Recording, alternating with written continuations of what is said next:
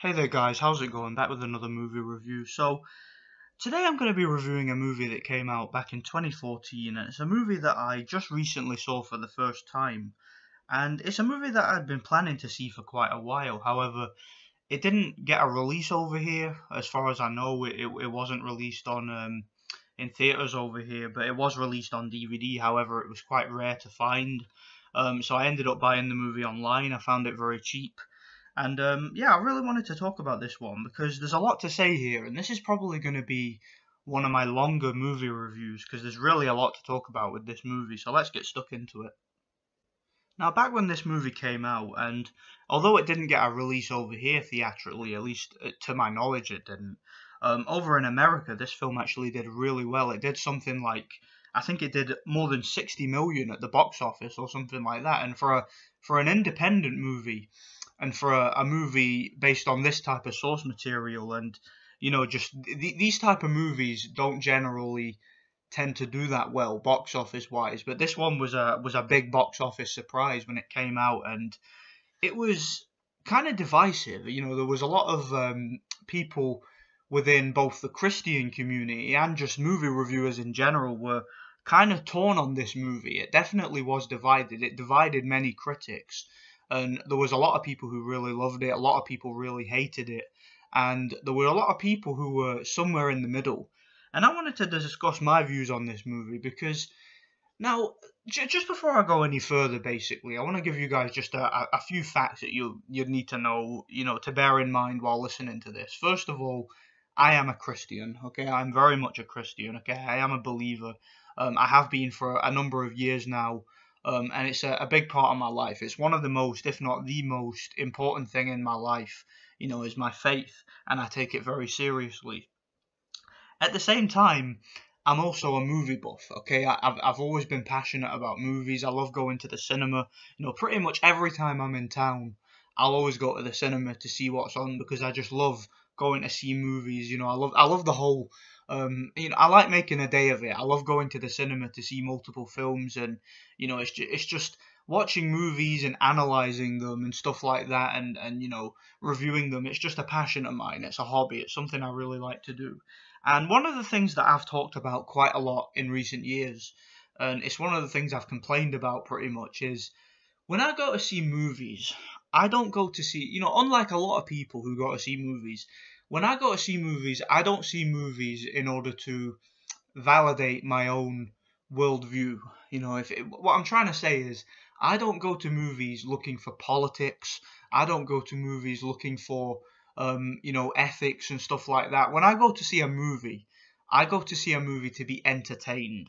So if you're going to make a movie of this source material, if you're going to make a movie of this subject matter, it's going to have to be an entertaining movie, okay? It has to have all the things that a movie has to have to be good, okay? I'm not going to give a movie a pass just based on the fact that I agree with the message that the movie's trying to put across. Not only that, but when it comes to movies of this kind, let's just say that I'm a very cynical person by my very nature.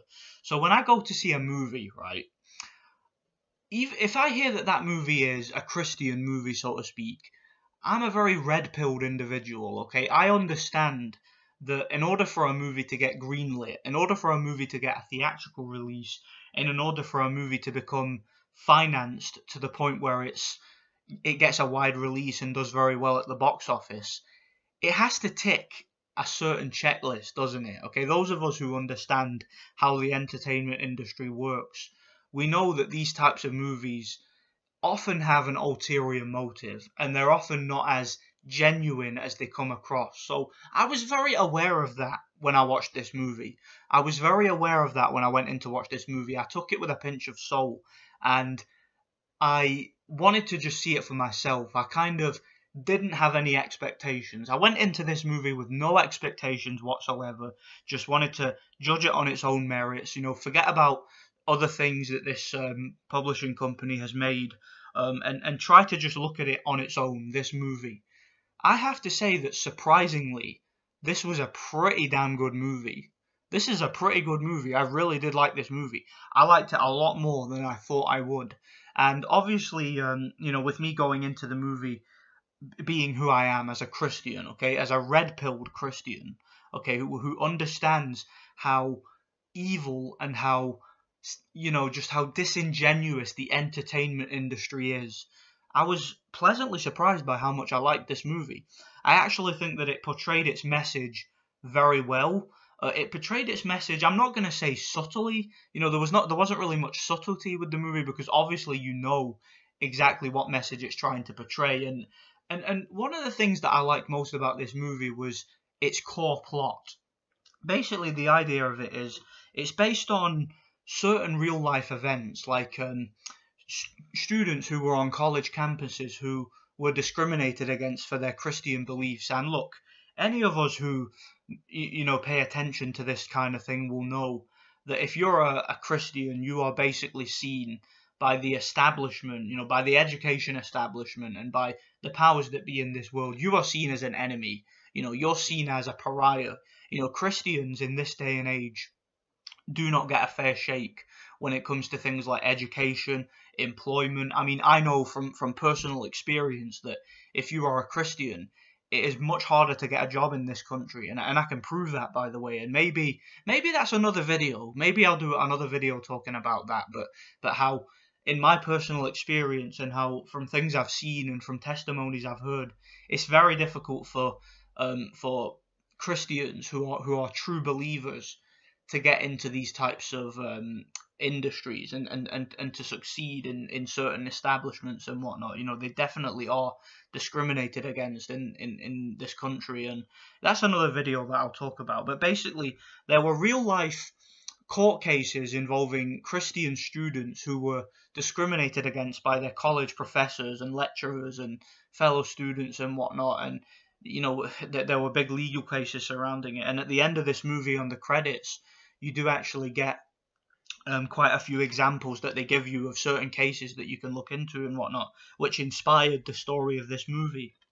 And basically, a young college kid, played by, I believe his name is Shane Harper. I forget. I think that's the name of the actor. I don't know of anything else that guy's been in, but he was the main protagonist of the movie. And he goes to college. He's studying to become a lawyer. And part of his curriculum, one of his classes in his course is a philosophy class. And in that philosophy class, his teacher is an atheist professor, played excellently by Kevin Sorbo. And I've got to say, Kevin Sorbo was definitely the standout actor in this movie. Like, he was really, really good in this movie as sort of the antagonist. He plays the college professor. He's a very typical, like, stuck-up, self-righteous atheist college professor who just wants to put down anybody who doesn't agree with him. He's a very pseudo-intellectual type of individual, always quoting. You meet these people in real life, people who quote like Richard Dawkins and, Stephen Hawking and these types, and, think because they've read so many books on physics and whatnot, and think because they've read so many science textbooks, they've been sort of textbook educated. They think they know it all, and they think they're above everybody else, and they talk down to people and they patronize people, and if somebody has a different worldview to them, they'll just take the piss out of them and mock them. And that's who this character is, played by Kevin Sorbo. And I thought he did an excellent job. He's pretty much the antagonist of the movie.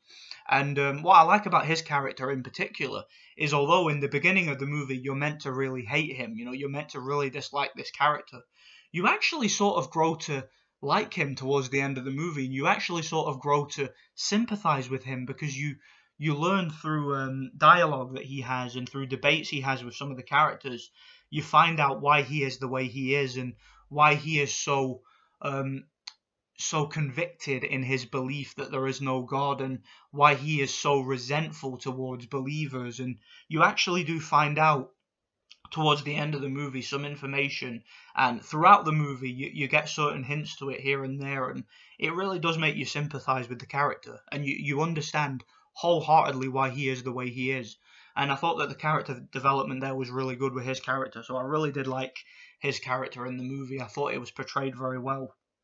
And the core plot of this movie is what I like the most. Basically, the scenes which take place in the classroom where these two are debating and basically presenting their own arguments to this class, because you've got a whole class of kids who basically at the beginning of the class, they're all non-believers, they're all pretty much atheists.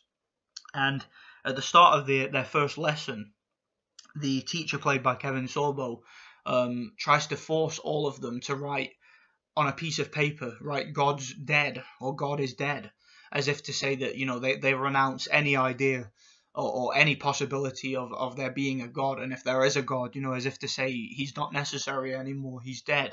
And this one student, played by Shane Harper, he refuses to do it. He says, "No, I won't write God is dead, because I'm a believer, I'm a Christian." So in an effort to sort of patronize him and humiliate him, the college professor, the atheist college professor, played by Kevin Sorbo, tells him, well, if you want to continue in this class and if you want to not get failed, you will have to prove to the entire class that God is real, which is obviously impossible. I mean, he's setting himself up for a disaster there, but because he is so strong with his faith and, you know, just does not want to turn his back on God, and he will absolutely fight his cause, you know, till the end, because you get the sense that, you know, that his faith in God and his belief comes before anything. Like, it gets in the way of his relationship with his girlfriend, and his relationship falls apart because of it. You know, it drives a rift between him and his parents, and basically it jeopardizes his future career. But he is so strong in his conviction, you know, he's so strong in his faith that he's willing to jeopardize his future career and his education in order to stand up for his beliefs. And it kind of makes him the opposite of the professor. That's what I like. I like how the two sort of bounce off one another and act as sort of a counter to one another. You know, the professor is so convicted in his atheist views and his worldview, whereas the student is so convicted in his Christian worldview. And the way that the two bounce off one another, and you get credible arguments from both sides. I find it to be really well acted in this movie. I thought the dialogue was very good between them. And ultimately the atheist professor just starts to unravel, because, you know, he just can't stand how convicted this young guy is, and how this guy's faith is so much stronger than any of the patronizing or, you know, belittling that he tries to do. You know, it just doesn't work, because it's, as they say, my God is stronger. You know, through all things I can do through Christ who strengthens me. And, you know, there's a lot of Bible quotes throughout this movie which, you know, generally tie into the plot, if you know what I mean. So I really did like the core plot of this movie. I thought that the core plot was excellent, and I can't fault the movie at all for that, you know, for its core plot. However, that's not to say that this is a perfect movie. It's not, okay? And this movie, I'm kind of conflicted as to whether I should remove points for this, because the issues that I have with this movie are, it's not even just with this movie alone. So many movies nowadays do this, and I don't know why. Like, so many movies nowadays have this same issue that this movie has, and that is the issue of trying to extend the runtime of the movie by any means necessary. This to me feels, and I don't know whether this is true or not, I'll need to look this up. It feels to me like a lot of the core plot of this movie was cut out. I can tell right off the bat, watching this movie, that there were a lot of scenes that were not added. You know, I can tell right off the bat that there was a lot of dialogue which take place in the classroom, you know, dialogue which takes place between the main characters, which was cut out of the movie and instead replaced with some really, really pointless subplots. And like I said, I've talked about that with so many movies in recent years, so many movies, even movies that I like, which for whatever reason feel the need to include as many subplots as possible. Now, I understand having one, maybe two subplots, but when those subplots have absolutely nothing to do with the main story, I just feel that that's completely unnecessary, and I would rather you focus on the main characters in the movie. Now, let me get into what some of these subplots are. So you have a subplot with this young woman who's sort of like I think she's a vegan activist or something like that, and, you know, she's going after, I believe it's meant to be like the guy from Duck Dynasty or whatever, because he's a hunter and also a Christian. And yeah, basically she goes after him and is uploading stuff to her blog or whatever, and she finds out that she has cancer, and the vegan woman, while she's dying of or she's suspected to be dying of cancer, they have a whole subplot there where she's like trying to figure out why it happened to her, and she's trying to you get the hints that maybe she's going to turn towards God and stuff like that. And I felt that while it was an interesting subplot in its own and could have been its own movie really, I don't think it really made sense in the context of this story because it had absolutely nothing to do with the main plot. Not only that, there's another subplot where there's this young girl. She's like this, I believe she's Asian, like Pakistani, Indian, something like that, some minority. And yeah, basically she comes from a very strict Muslim family. Like her dad is a very strict Muslim. He's very traditional, and basically she is a Christian. She found God, she found Jesus, and she prays to Jesus and stuff like that, and she wants to be open with her faith, but she's scared of offending her father, and she's scared of what her father might think of her if she openly identifies as a Christian. And again, it's a subplot that was understandable and it was quite interesting and might have actually been more interesting in its own movie, but they sort of shoehorned it into this as a subplot, and it had absolutely nothing whatsoever to do with the main plot of the movie, and I don't think it needed to be there. There's another couple of subplot that, like, there's this one subplot where this old woman has dementia, and the guy goes to visit her, and he's like this rich asshole. Like, he was, I believe, dating the vegan girl, and he dumps her when he finds out that she had cancer. And he's basically like, look, I don't believe in God, and I've been a bad person my whole life, but I'm very successful. And he's basically just a rich asshole. And the woman who has dementia, she quotes something from the Bible to him, and he gets like kind of freaked out. And again, that was a subplot of its own, again, that was interesting, but did nothing for the movie. I would have liked it if they'd have focused on the core plot of the movie. I'd have liked it if they'd have stayed, in tune with the main part of the movie. Like, I'd like to have seen. It felt to me like they just wanted to show more scenery and they wanted to have more varying locations. It's okay for a movie to be in one location. They could have done most of the movie in the classroom or on the college campus. I would have liked to have just seen more dialogue between the main characters, because I think that the two lead roles, Kevin Sorbo and Shane Harper, they were the two most interesting characters, and they were they were the complete opposite of one another. And seeing the back and forth between those two was definitely, in my opinion, the most interesting part of this movie. And I just would have liked to have seen them. I definitely think there was probably more scenes that they cut out. I'd have liked to have seen more debate with those two, maybe more emotion between those two, because there's one scene where basically Shane Harper shows the professor up in one of their debates, and then after the class, the professor basically goes up to him and he's like very threatening, and he's like, listen, you show me up like that again and we're going to have big trouble, like as if he's really getting pissed off with this kid. And you get the sense he might attack him or try and sabotage him or something. And there could have been more scenes like that, like more conflict between these characters, which would have been more interesting. There's even another subplot, like the professor's girlfriend. He's being sort of verbally abusive towards her, and she's a Christian too, but he doesn't let her express her beliefs. And again, another subplot which I felt was interesting. I didn't mind it, but it was kind of shoehorned in there, like it didn't need to be there. And I guess what that did do, though, that one particular subplot, was it definitely did add more character development to the antagonist, because you get to see that not only is he very patronizing towards his students of faith, but he's also very patronizing towards his girlfriend, who's also a Christian, and he treats her like really, just really belittles her. And whenever she prays, he tells her not to do it, and he's like, I don't want to talk about this, and he constantly is distant towards her. And again, that was an interesting subplot, but they could have, I guess, made it a little bit more integral to the main plot. I don't know, but to me,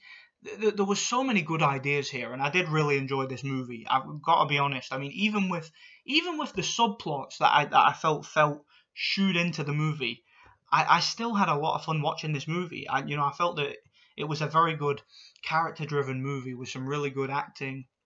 It approached the idea of the persecution of Christians very delicately. It didn't like beat you over the head with it. This wasn't like, you know, movies like Black Christmas, for example, where it just beats you over the head with its message. You know, this isn't like where you're going to see a feminist movie and the whole movie is basically they might as well have just stand in front of the screen and say white men are all evil and should be burned to death and all that. You know, this wasn't that type of movie. You know, when it comes to Christian content in general, I found that you know movies like this tend to be a lot more inclusive in terms of their, you know, who they try to appeal to. You know, they don't beat you over the head with their message and they don't patronize you.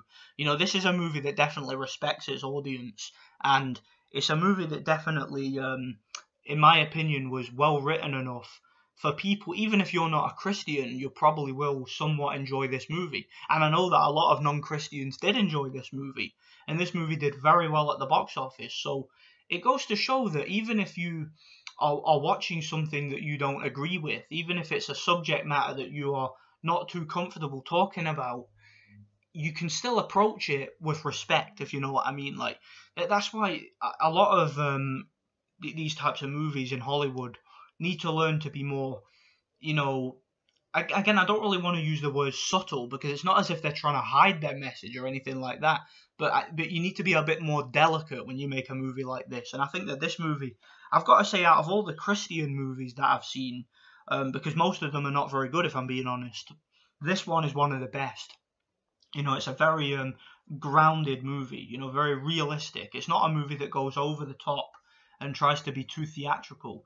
You know, there's plenty of good acting performances. Like there's a pastor in the movie, you know, who's trying to get his car started, and you know he's trying to get somewhere, but it's as if God doesn't want him to leave this place, and that was quite funny. You know, there's a decent musical number in the end from a Christian rock band, which was quite a good ending to the movie, and it had a very emotional and moving ending. I really did like the ending of the movie, where just a huge community of believers come together and, you know, share the love with one another. And I really did like the way the movie ended. So I really do like this movie. And if I'm gonna grade a movie like this, it's hard to say, because like I said, the criticisms I have with this movie are criticisms that I have with most movies nowadays, like with subplots which feel tacked on, and you know, just certain things that were cut out which I think should have been kept in. You know, it's just I would have liked for them to have elaborated a little bit more on its main core plot. That's what I would have liked from this movie. So I like this movie a lot. I don't really have any major criticisms of it. Would I give this movie a 10 out of 10? I don't know. I really don't. It's hard to say. I mean, an 8 or 9 sounds more deserving for a movie like this, but I have to say that for its subject matter, you know, with it being a Christian movie, and with it being a movie that I didn't expect a whole lot from, and with it being a movie that really blew me away, because I did not expect to enjoy this movie as much as I did. I didn't expect to be as moved by this movie as I was.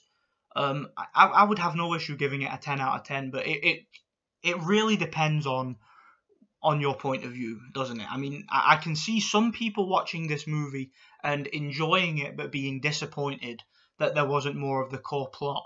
But at the same time, I can see some people disagreeing with me, and I can see some people thinking, well, you know, the all the subplots that they added, like with the you know, the girl from the Muslim family, and the, you know, the vegan girl and stuff like that, it shows more people being affected, and how faith, what it means to different people from different cultures. So I can see it from that perspective, that I understand why some people might disagree with me, and why some people might think that those subplots were necessary. So, do you know what? I can't really grade this movie, but if I was to grade it from my point of view, and you know, taking into consideration how surprised I was by it, I wouldn't really object to giving this a 10 out of 10. I really wouldn't. So go and see this movie. Like, I would recommend it. If you guys want to see a Christian movie, I'd probably recommend this over any other that I can think of off the top of my head. I mean, you know, there are other ones that are good, that you'll probably enjoy, you know, if they have more action and stuff like that. This is not an action movie, obviously. This is a very